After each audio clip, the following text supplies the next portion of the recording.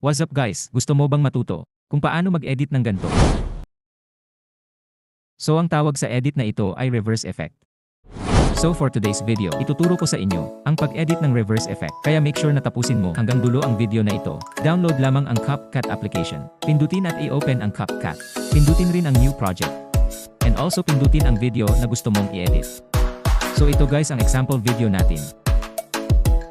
Pindutin lamang ang mismong video. And then hanapin kung saan ka nagkulang sa kanya.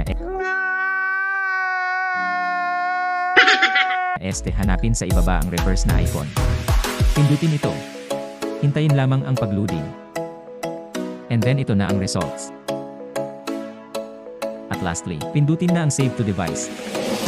O di ba napakaangas ng resulta? So ayan,